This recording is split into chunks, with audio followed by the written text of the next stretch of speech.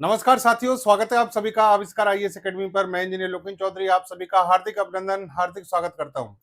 दोस्तों, आज हम फिर से एक बार चर्चा करने जा रहे हैं डिफेंस टेक्नोलॉजी के क्षेत्र में भारत की एक और बड़ी उपलब्धि के बारे में। भारत के द्वारा हाल ही में यानी 25 जून आज के ही दिन पोखरण राजस्थान का जो पोखरण क्षेत्र है, टेस्ट रेंज जो फील्ड है, वहां पर अपने एक एयर डिफेंस सिस्टम का सफल परीक्षण किया गया है। फोर्थ जनरेशन का very short range air defence system, जो कि भारतीय सेना के लिए बहुत ज्यादा आवश्यक है, उसका सफल परीक्षण किया जा चुका है। और भारतीय सेना के द्वारा, रक्षा मंत्रालय के द्वारा ये सूचना जारी की गई है कि हमारे जितने भी टारगेट्स थे उन सभी को पूरा किया गया और काफी हाइट पर एक टारगेट को हवा में नष्ट करने की जो हमारी इसमें कैपेबिलिटी को चेक करने की कोशिश थी वो सफल रही है। तो आज के सेशन में हम very short range air defence system के बारे में डिटेल में चर्चा करने वाले हैं। ये जो एयर डिफेंस सिस्टम है, हमारी जो मल्टी लेयर डिफेंस कैपेबिलिटी है या एयर डिफेंस कैपेबिलिटी है, उसका एक पार्ट है। तो इसकी सभी तकनीकी विशेषताओं के बारे में बात करेंगे। भारत के लिए रणनीतिक और सामरिक रूप से इसका महत्व क्या है उस पर हम बात करेंगे, इसकी कार्य प्रणाली पर बात करेंगे। और रसिया का जो अभी तक हम एयर डिफेंस सिस्टम यूज करने जा रहे थे, कर रहे थे, इग्ला एम और इग्ला एस, उसकी जगह पर ये एक तरीके से सब्स्टिट्यूट बनकर स्वदेशी तकनीक के आधार पर विकसित किया गया एयर डिफेंस सिस्टम है। तो उसकी भी चर्चा यहाँ पर हम करने जा रहे हैं। तो सेशन में लास्ट तक बने रहिएगा। चैनल पर नए हैं तो चैनल को सब्सक्राइब करना ना भूलें। देखिए, यहाँ पर खबर क्या है कि डीआरडीओ ने fourth generation very short range air defence system का सफल परीक्षण किया है और ये हिट टू किल में माहिर है। हिट टू किल क्या होता है, इस पर भी आगे बात करेंगे, चर्चा करेंगे। ठीक है, तो very short range air defence system है, इसका मतलब ये मैन पोर्टेबल है। हमारे सैनिक जो है वो इसको एक जगह से दूसरी जगह उठाकर ले जा सकते हैं। पहली बात यह है कि इसका ये पहला परीक्षण नहीं है, इससे भी पहले इसके परीक्षण किए जा चुके हैं। पहले जो हमारी इंटीग्रेटेड टेस्ट रेंज चांदीपुर जो रेंज है वहां से परीक्षण किए गए थे, उड़ीसा से। बाद में पोखरण में भी इसके परीक्षण 2024 में भी किया गया। ये जो न्यूज आप देख सकते हैं, ये 5 अक्टूबर 2024 की है। पीआईबी के द्वारा इसे छापा गया था, तो उस समय इसका परीक्षण हो चुका है। फिर फरवरी 2026 में इसका परीक्षण किया गया था और अब जून 2026 में इसका सफल परीक्षण हुआ है। अब डीएसी जो है इसके बारे में अप्रूवल दे चुकी है। इसका मतलब ये हुआ कि इसके जितने भी ट्रायल्स थे, जितने भी परीक्षण थे, जो मापदंड थे, उन सभी को हमने परख लिया है। अब ये भारतीय सेना में शामिल होने की कगार पर है, यानी भारतीय सेना जल्द ही इसका अब उपयोग करेगी। देखिए, यहाँ सबसे पहले इसके मैं विकास क्रम को आपको बता दूं कि हमारे पास में जो मैंने बताया था आपको कि मैन पोर्टेबल, पहली बात तो ये समझिए कि very short range air defence system होते क्या हैं। एक्चुअल में ऐसा कोई भी एयर डिफेंस सिस्टम जिसको सैनिक आसानी से एक जगह से दूसरी जगह पर ले जा सके, मैन पोर्टेबल का मतलब ये है। और एयर डिफेंस सिस्टम है, इसका मतलब ये हवा में आने वाले किसी न किसी खतरे को, चाहे ड्रोन हो, चाहे हेलीकॉप्टर्स हो, चाहे दुश्मन की तरफ से आने वाली कोई मिसाइल लॉन्चर कुछ भी हो, उनको ये क्या कर सकते हैं, टारगेट कर सकते हैं, उनको नष्ट कर सकते हैं। लेकिन ऑब्वियस ही बात है कि ये हमारे सैनिकों के द्वारा कंधे पर रखकर एक ट्यूब लॉन्चर है उससे छोड़ा जा रहा है, तो इसकी रेंज बहुत ज्यादा नहीं होगी। लेकिन जो नजदीक आता हुआ खतरा है उसको रोकने के लिए इसे बनाया जाता है। इसके लिए हम पहले डिपेंड थे रूस के इग्ला सिस्टम पर, लेकिन इग्ला सिस्टम काफी पुराने हैं, पुरानी टेक्नोलॉजी पर काम करते हैं। उनमें इंफ्रारेड जो इमेजिंग सीकर्स हैं वो नहीं लगे होते। लेकिन हमने इसे फोर्थ जनरेशन के तहत बिल्कुल लेटेस्ट टेक्नोलॉजी के तहत डेवलप किया है। यानी इसको हम क्या कर रहे हैं, एक तरीके से रिप्लेस करने जा रहे हैं। अक्टूबर 2022-23 में इसका परीक्षण किया गया था। इसके निर्माण की जिम्मेदारी दी गई डीआरडीओ को, और डीआरडीओ की एक लेबोरेटरी जो है हैदराबाद में, रिसर्च सेंटर इमारत आरसीआई, इसके द्वारा इसे डेवलप किया गया है। हालांकि इसमें प्राइवेट सेक्टर और पब्लिक सेक्टर की बहुत सारी कंपनियां हैं जिन्होंने मिलकर इसे डेवलप किया है। और भारत की तीनों सेनाएं, थल सेना, वायुसेना, नौसेना, इन्होंने भी अपने अपने योगदान इस डिफेंस सिस्टम को बनाने में रखे हैं। इसके परीक्षण जो हुए हैं उसके आधार पर डीएसी जो है इनकी खरीद के लिए ऑलरेडी पहले मंजूरी दे चुकी है।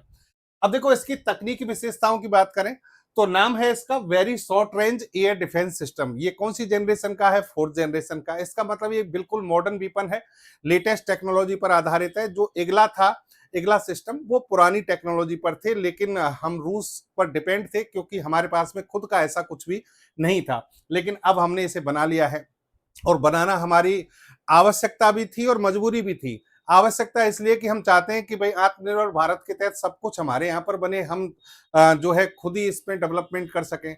और मजबूरी ये है कि रूस का जो युद्ध चल रहा है इस समय यूक्रेन से, तो वहां पर रूस जो है सप्लाई, इसके जो पार्ट्स होते हैं कलपुर्जे, उनकी सप्लाई भी नहीं कर पा रहा है। तो सप्लाई चेन में बहुत ज्यादा दिक्कतें आ रही थी।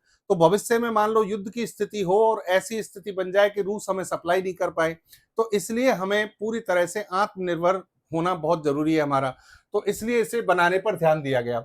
इस अगर एयर डिफेंस सिस्टम की हम बात करें तो देखिए इसमें ड्वेल थ्रस्ट सॉलिड मोटर लगाई गई है। इसका मतलब यह है कि जो इसका ट्यूब होता है, उस ट्यूब में से जो मिसाइल निकलती है, तो पहले शुरुआत में एक रफ्तार देने के लिए इसमें एक यहां पर थ्रस्ट मोटर काम करती है और फिर टारगेट के आसपास पहुंचकर, ऐसा नहीं हो कि रास्ते में ये यहां से तो तेज गति से निकला लेकिन यहां पर जाकर इसकी स्पीड कम होने लग गई। तो स्पीड कम होने लगेगी तो इसमें दूसरी जो मोटर है वो काम करना शुरू कर देगी। तो इस तरीके से इसकी स्पीड को मेंटेन करने के लिए इसमें ड्वेल थ्रस्ट सॉलिड मोटर लगाई गई है। ड्वेल का मतलब दो।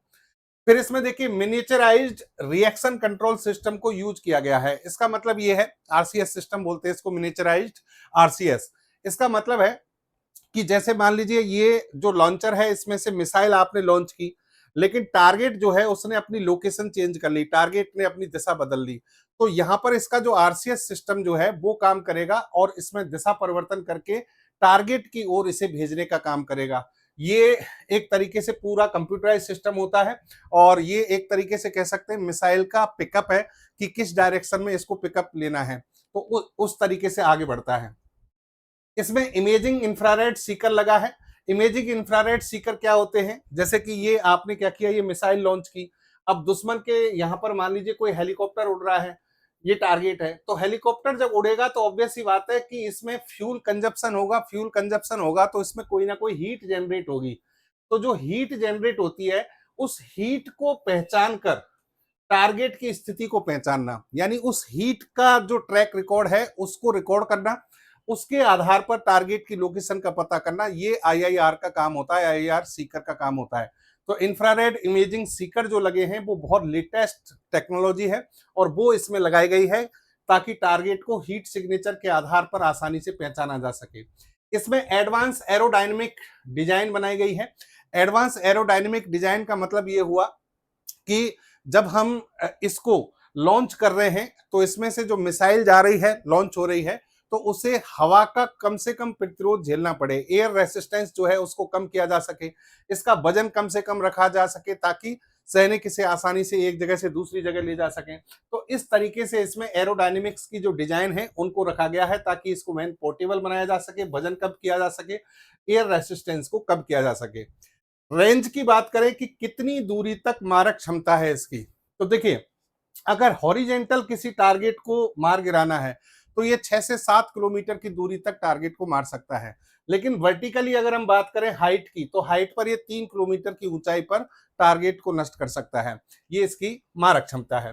अब देखो ये कार्य प्रणाली की बात करें कि कार्य प्रणाली किस तरीके से हमारा ये जो short range air defence system है ये कैसे काम करेगा, वो देखिए आप। सबसे पहले क्या होगा कि जो हमारे पास में मौजूद जो रडार और सेंसर प्रणाली है उसके आधार पर हम टारगेट को पहचानेंगे। यानी हम ये देखेंगे कि सामने जो टारगेट है वो ड्रोन है, हेलीकॉप्टर है या फिर कोई एयरक्राफ्ट है। जब जैसे ही टारगेट को पहचान लिया जाता है, यहां पर जो सैनिक है, सैनिक के हाथ में ये आपका सिस्टम लगा हुआ है पूरा। अब सैनिक इसको उस टारगेट की तरफ तैनात करता है, यानी मिसाइल को तैनात कर दिया जाता है और फिर इसमें यहां पर इसकी जो पोजीशन है उसको लॉक ऑन कर दिया जाता है और आईआईआर सीकर जो है वो हीट सिग्नेचर के आधार पर इसकी लोकेशन को पहचानना शुरू कर देता है और फिर इसमें क्या होगा, लॉन्च कर दिया जाएगा। यानी इसमें जो मिसाइल है उसको लॉन्च कर दिया जाएगा। मिसाइल को जब आप लॉन्च करते हैं तो यहां पर दो सिस्टम काम करेंगे। पहला, इजेक्टर मोटर जो है वो काम करती है। इजेक्टर मोटर का काम यह है कि इस ट्यूब में से मिसाइल को इस तरीके से आगे धकेलना कि यहां पर तुरंत इस जगह पर आग नहीं लगे, नहीं तो सैनिक को नुकसान हो सकता है। आगे चलकर इसमें यहाँ पर जो है थ्रस्ट एक तरीके से धक्का इस तरीके से लगता है कि सैनिक को कोई नुकसान नहीं हो, यहाँ आग जलती है। फिर इसमें आगे चलकर मुख्य ड्वेल थ्रस्ट जो सॉलिड मोटर है वो इग्नाइट हो जाती है, जो इसको टारगेट की तरफ ले जाती है। अब बीच में जैसा कि मैंने कहा कि मान लीजिए टारगेट जो है ये मिसाइल जा रही है, लेकिन टारगेट ने अपनी लोकेशन को चेंज कर लिया। तो टारगेट ने लोकेशन चेंज कर लिया तो इसको कैसे पकड़ेगा? पकड़ने के लिए इसके अंदर जो आईआईआर सीकर लगा हुआ है वो लगातार डेटा कलेक्ट करता रहता है इसके बारे में हीट सिग्नेचर के आधार पर, और उस डेटा को भेजता है आरसीएस सिस्टम को। आरसीएस सिस्टम जो है फिर इसको बताता है कि आपको कैसे डायरेक्शन चेंज करनी है। जो इसकी पंख हैं, ये फिन, ये जो है इसकी डायरेक्शन को चेंज करने की कोशिश करती हैं, और फिर ये सटीक डायरेक्शन पर जाकर दुश्मन की ओर आगे भागता है। अब जब इंटरसेप्ट हो गया और बिल्कुल टारगेट के पास पहुंच गया, तो टारगेट को नष्ट कैसे करेगा? टारगेट को नष्ट करने का इसका जो सिस्टम है वो है hit to kill. Hit to kill का मतलब होता है कि ये मिसाइल बहुत तेज गति से इससे जाकर टकराएगी, बहुत तेज गति से जाकर टकराएगी। इसमें कोई विस्फोटक पदार्थ के आधार पर इसको नष्ट नहीं किया जाएगा, बल्कि जो इसकी टकराने की गति है, जिसे काइनेटिक एनर्जी कह रहे हैं, उसके कारण ही ये नष्ट होगा। लेकिन बाई चांस मान लीजिए कि ये मिस कर गया, यानी टारगेट जो है इससे बच गया और ये इसके पास से निकला कहीं से, ये थोड़ा बहुत इसने टाइम आने पर खुद को बदल लिया और ये यहां से निकला, तो ऐसी स्थिति में क्या होगा? इसे हमारा लॉन्च करना बेकार हो जाएगा। तो ऐसी स्थिति में भी हमारा लॉन्च करना बेकार इसलिए नहीं होगा क्योंकि हमने इसमें प्रॉक्सिमिटी फ्यूज सिस्टम लगाया है। प्रॉक्सिमिटी फ्यूज सिस्टम का मतलब है कि जब ये पास से निकलेगा, हिट नहीं कर रहा है, टारगेट की लोकेशन इसमें जो थी उस पर हिट नहीं किया, पास से निकला, तो प्रॉक्सिमिटी जो फ्यूज है वो इसमें विस्फोटक अलग से जो भेजे जाते हैं उसका विस्फोट कर देते हैं, और विस्फोट होगा इसके आसपास तो ये पूरी तरह से नष्ट हो जाएगा। जैसे कि इसके आसपास विस्फोट हो जाएगा और टारगेट को यहां पर क्षति पहुंचा दी जाएगी, नष्ट कर दिया जाएगा। समझ रहे हैं? तो इस तरीके से इसकी कार्य प्रणाली काम करती है। अब बात करते हैं कि स्ट्रेटेजिक इंपॉर्टेंस क्या है हमारे लिए, इसका महत्व क्या है। बहुत बड़ा महत्व है। क्या महत्व है साहब? हमारे पास भारी भरकम एयर डिफेंस सिस्टम है, S-400 है, आकाश तीर है, ठीक है। इसके अलावा अभी आपने ध्यान हो तो हमने परीक्षण किया था पृथ्वी एयर डिफेंस सिस्टम की AD-1 AD-2, ठीक है। एडवांस एयर डिफेंस सिस्टम है, पृथ्वी एयर डिफेंस सिस्टम है, फिर उसका एडवांस वर्जन 5000 किलोमीटर की रेंज से आने वाली बैलिस्टिक मिसाइलों को रोकने के लिए AD-1 AD-2 उनका परीक्षण किया।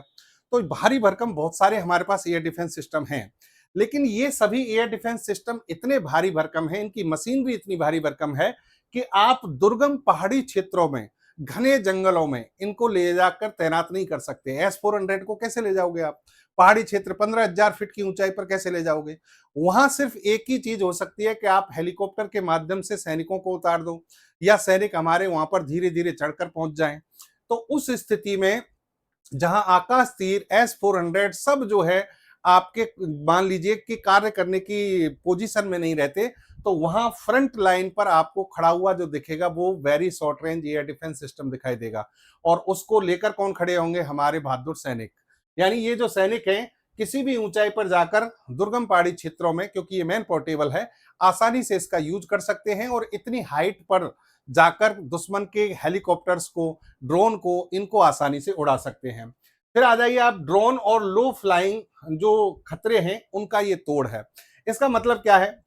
रूस यूक्रेन का युद्ध हो, इजराइल ईरान का युद्ध हो, आर्मेनिया अजरबैजान का युद्ध हो, इन सबसे जो दुनिया ने जो सीख ली है वो ये ली है कि भाई आधुनिक जो युद्ध है वो सस्ते ड्रोन, लॉइटरिंग म्यूनिशन यानी कामिकाजे ड्रोन, और रडार से बचने वाले लो फ्लाइंग जो व्हीकल्स हैं उनसे बहुत ज्यादा अच्छे स्तर से लड़ा जा सकता है।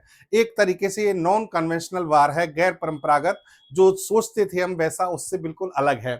तो असिमेट्रिक वारफेयर सिस्टम जो आज जनरेट हुआ है, बहुत सारे ड्रोन भेज दिए, बहुत कम हाइट पर उड़ रहे हैं, तो उनको कैसे रोकें? ये बहुत नुकसान पहुंचा रहे हैं, ईरान ने बहुत नुकसान पहुंचाया है, तो उसके लिए ये डिफेंस सिस्टम बहुत बड़ा तोड़ है।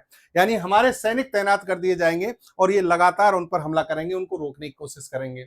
फिर आ जाइए वायु रक्षा ग्रिड की अंतिम ढाल। अंतिम ढाल का मतलब क्या है कि आपका AD-1 काम कर रहा है, AD-2 काम कर रहा है, ठीक है, फिर PAD काम कर रहा है, Prithvi air defence system, advance air defence system काम कर रहा है, इनसे भी बचकर निकल आई तो S-400 काम कर रहा है, फिर उसके बाद आकाश तीर एयर डिफेंस सिस्टम काम कर रहा है, फिर इन सबसे अगर बचकर आपके पास आ गई, जिसमें और भी है, medium range surface to air missile है, वो और भी हैं, लेकिन इन सबसे निकल कर आ गई, तो फिर आपकी जो सबसे निचली परत है वो है सैनिक, और सैनिकों के हाथ में ये वाला air defence system, very short range air defence system, यानी अंतिम ढाल के रूप में ये काम करेगा। पुरानी पड़ चुकी रूसी इगला की विदाई। तो ये जैसा कि मैंने आपको कहा था कि अभी तक हम रूस के इगला एम और इगला एस सिस्टम पर निर्भर थे, लेकिन दुश्मन जो है कहीं ना कहीं इनको मात दे सकता था, क्योंकि इनमें आईआईआर जो सीकर्स हैं वो नहीं लगे थे, लेकिन हमने इनका सब्स्टिट्यूट यानी हमने इनको रिप्लेस किया, और वो भी 4th जनरेशन की लेटेस्ट टेक्नोलॉजी से, इसलिए भारत ने इसे डेवलप किया है। ये इसका बहुत बड़ा महत्व है। ठीक है, अब आ जाते हैं कि भाई यहां पर हम एक राजनीतिक महत्व या फिर आर्थिक महत्व या कूटनीतिक महत्व की बात करें, तो देखो सबसे बड़ी बात यह है कि आज का जो सिस्टम चल रहा है, रूस, अमेरिका, इजराइल, इन सबसे हम हथियार खरीदते हैं, इनसे कलपुर्जे खरीदते हैं, लेकिन कई बार ऐसी दिक्कतें आती हैं कि जब हमें इनके यूज करने होते हैं तो ये लोग हम पर शर्तें लगा देते हैं, इनके जो पार्ट्स हैं उनकी सप्लाई को बंद कर देते हैं। ऐसी स्थिति अगर आती है तो उस समय हमारी ये जो आत्मनिर्भरता है, जिसमें हमने 100% स्वदेशी तकनीक से इसको डेवलप किया है, ये बहुत काम आने वाली है।